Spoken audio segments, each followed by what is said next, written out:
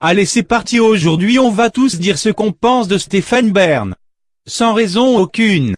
Sans aucune raison, ça marche aussi. Ce sont deux expressions similaires. Allez, on va pas trop rire dès le départ, sinon après on va s'étouffer. Je repose ma question. Très important, le reposage.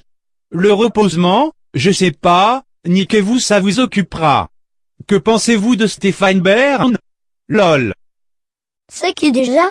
Ta mère ne t'a jamais parlé de lui? C'est toi ma mère. Ouais, bah là j'ai un peu honte. Alors voilà.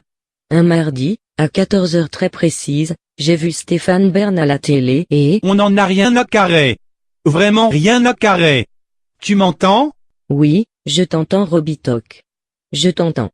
Évidemment que tu m'entends. Pauvre conne. Pauvre conne. Mon Jules apprécie les répétitions. Un élément incontournable du flow. Oh, que je l'aime à la LIFO. Mais laissez-le parler, je suis certaine que c'est intéressant, je vois pas pourquoi ça le serait pas, t'sais.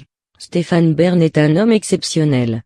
Il s'agit d'une personne, travaillant à la télévision française, notamment sur l'émission Secret d'Histoire. Cette émission est formidable.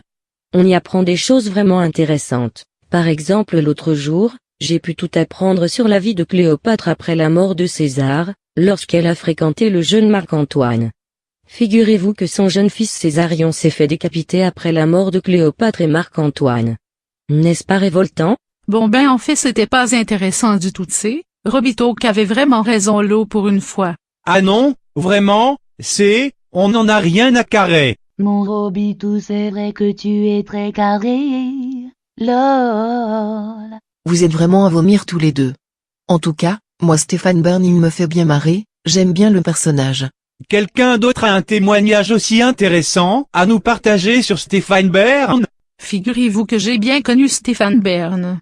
C'est une anecdote vraiment fascinante. J'étais parti en voyage à Saint-Denis de la Réunion, en Martinique, quand tout à coup je me suis dit tiens, et si je voyageais en bus pour faire le tour de l'île? C'est alors que j'ai trouvé cet hostie de tabernacle de chauffeur, qui m'a amené où je voulais l'eau. Et pendant le trajet V''l'a-t-il donc pas, qu'il me dit que Stéphane Bern est monté dans ce même hostie de bus 3 jours auparavant, c'est pas tabernacle de vrai? Alors j'ai terminé mon hostie de voyage avec le chauffeur, et on a bien rigolé à ça, oui. Puis ce voyage à Saint-Denis c'était vraiment sympa.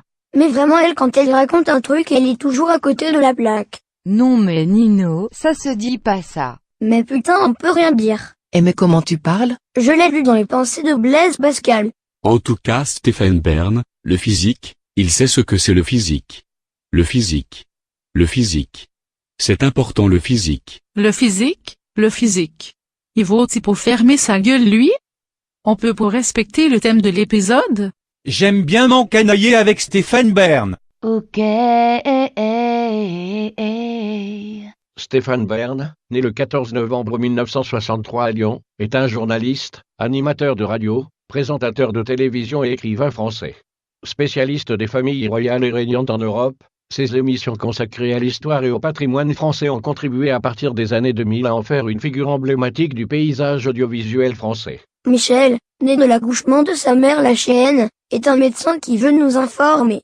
Sauf qu'on s'en tape parce que le but c'est de savoir ce qu'on pense de Stéphane Bern, pas de savoir à quelle heure il fait caca. Ton langage, Nino. Non j'dec. Bien joué mon poteau, j'étais MDR en vrai.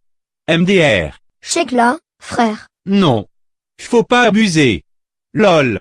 Moi je veux bien shaker ça permet d'entretenir le physique, et le physique c'est important le physique. Il me saoule lui. À moi de raconter une super anecdote à propos de Stéphane Bern. Savez-vous que j'ai composé la musique pour le village préféré des Français? Non, c'est normal car je ne l'ai jamais composé. C'était une blague, oui, une blague. Elle était drôle, j'adore chanter. pas vous? Non. Moi j'adore Stéphane Bern, je l'ai vu au Salon de l'Agriculture en 2012 et au Puy du Fou en 2016. C'est super. Et moi j'adore le jambon blanc. Et Dave. Vanilla. Oui. En plus t'as bien chopé la bonne mélodie, t'es forte ma dulcinée. En cas de maux de tête prononcés, à cause de par exemple quelqu'un qui chante très faux, je vous conseille le Doliprane. Le Doliprane est un médicament à base de paracétamol. Il est indiqué en cas de douleur et de fièvre et peut être conseillé pour soulager les maux de tête, les états grippaux, ainsi que les douleurs dentaires, les courbatures ou les règles douloureuses. Il est délivré avec ou sans ordonnance. T'as qu'à te le mettre dans le trou. Il est où le trou? Mais Pierre, il est où le trou? Je m'appelle pas Pierre FDP. Salut, salut. L'épisode est déjà fini. Mais Mixcloud n'accepte pas les enregistrements dont la durée est trop courte.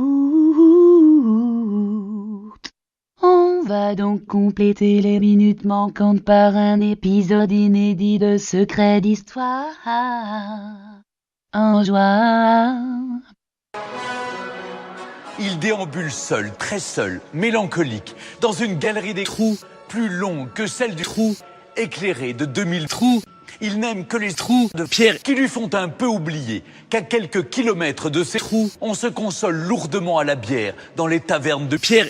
Lui, il a soif d'absolu. C'est un prince de trous, un désespoir pour les trous. Bref, c'est le roi de pierre.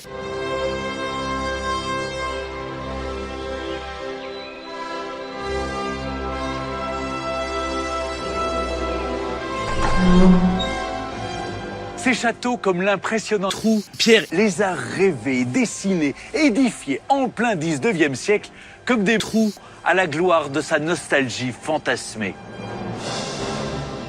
Devant pareil trou, il est un peu facile de forcer le trou. On dira vite qu'il est fou, incontrôlable, méfiant ou misanthrope. Pourtant, vous allez découvrir, en même temps que son œuvre de bâtisseur, à laquelle des millions de trous rendent hommage aujourd'hui, que Pierre n'est pas un trou. Et si Élisabeth d'Autriche, la célèbre Sissi, va rechercher sa compagnie et ses conseils, si tant d'artistes vont le fréquenter, c'est qu'ils comprennent que ce trou, pour régner, poursuit de nobles trous face à des trous. Ainsi, va-t-il sauvegarder l'indépendance de son trou menacé par la Prusse?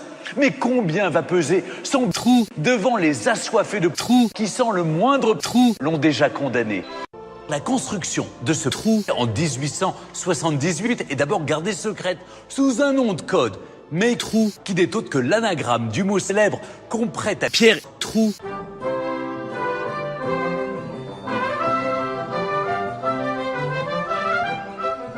Le souvenir de mon trou et la découverte de mon trou adoré évoque en moi la sensation d'un trou merveilleux. Ce trou merveilleux, Pierre ne peut se résoudre à le vivre seulement lors de ses rares séjours français. Il souhaite le prolonger ici, sur le trou enchanteresse de Pierre, au sud-est de Pierre. Et qu'importe le trou, 16 ans tout de même, Pierre est bien décidé à construire le trou. Un hommage à ces Bourbons qui portent son prénom et qui sont pour lui de véritables trous. Mais attention, ce n'est pas une simple copie que Pierre souhaite édifier ici. Le trou est clair, seulement cité et rester fidèle à l'esprit du trou. Il s'agit donc bien d'une réinterprétation, une vision de l'absolutisme français, mais à la sauce de Pierre.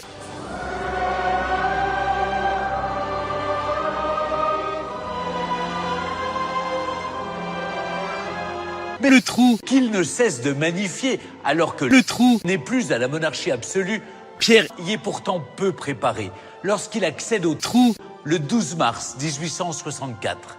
Tout juste âgé de 18 trous, il écrit dans son journal intime « Je suis devenu le trou bien trop tôt ».